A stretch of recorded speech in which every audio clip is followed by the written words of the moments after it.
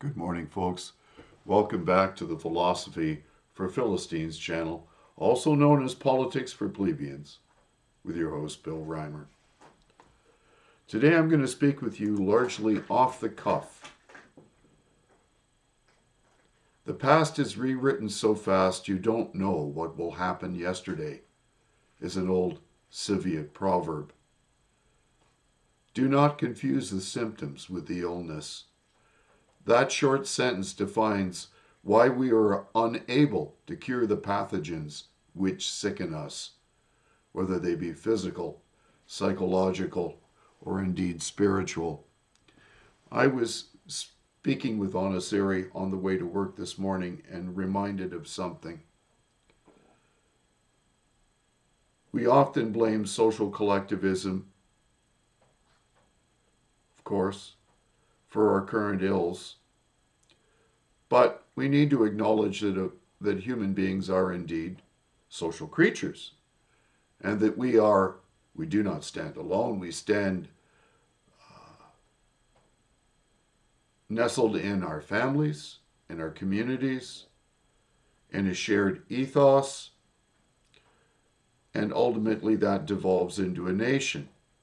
Our congregations, the clubs that we belong to, our friendships are all important parts of that shared reality. This is, of course, a form of social collectivism. But it has one feature that Nazism, democratic socialism, communism, neo-Marxism, postmodernism, and political Islam, just to name some of the forms of social collectivism, there's one feature that those ideologies do not share. Or perhaps two features. Our association with these people with whom that we're psychologically and spiritually dependent on is voluntary. And it's natural. So it has those two aspects. Obviously, you can't choose your family. You're born into it. But we maintain a relationship with our family based on choosing to cooperate with them, allowing them to knock our rough edges off, even as we likely perform the same tasks for them. We're informed by the culture into which we are born. We're informed by the faith that our parents likely have shared with us as we're raised in that faith. And we can choose to leave it or to find another faith that we might find to resonate more appropriately with our own zeitgeist, our own view of the world, our own spiritual yearnings. But social collectivism, the pathology of groupthink that's forced, is coerced. It's invariably coerced.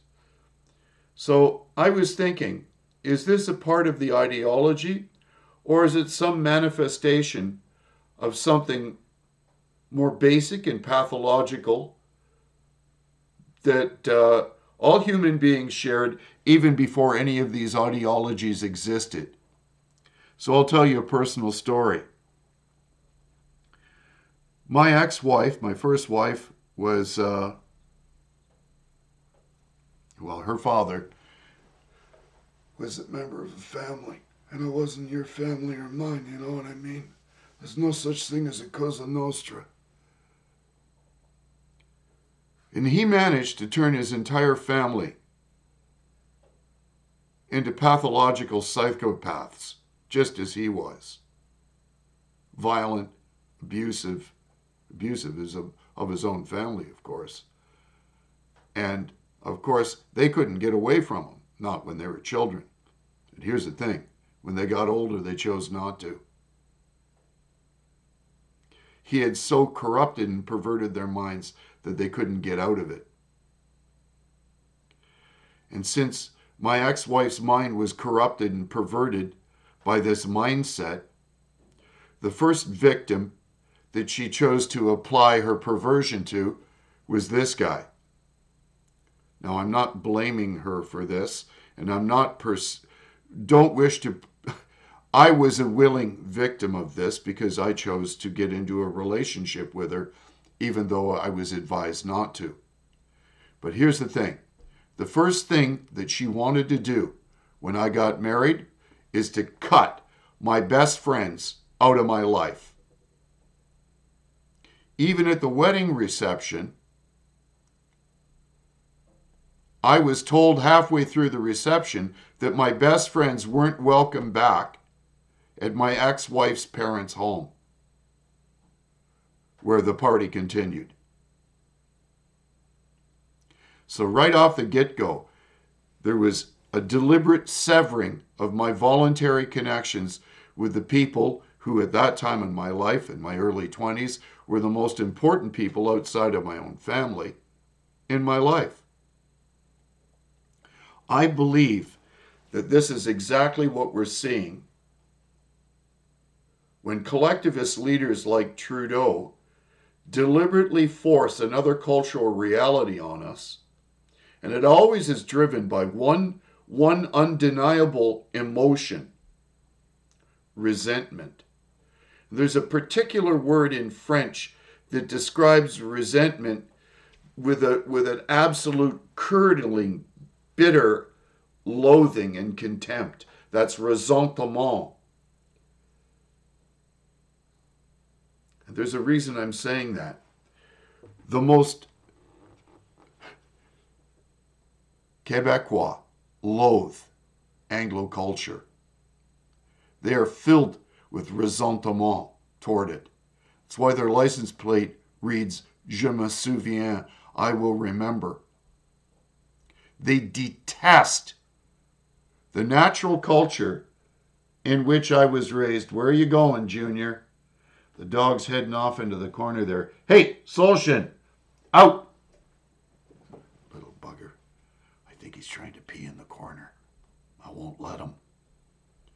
So, everything that Trudeau is trying to do allows Quebec to keep its culture intact while he attacks the culture, the Anglo sphere, with every tool at his disposal.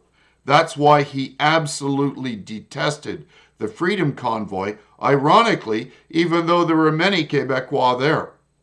But he hated the fact that they stood shoulder to shoulder with their fellow citizens who are Anglos in defiance of Trudeau's government. So I actually believe that this unnatural coercion to reject one's own culture is a result of resentment, a bitter, curdling resentment. So there are some things to think and pray about today on the 16th of November on a bitter, snowy morning. God bless you and have a great day.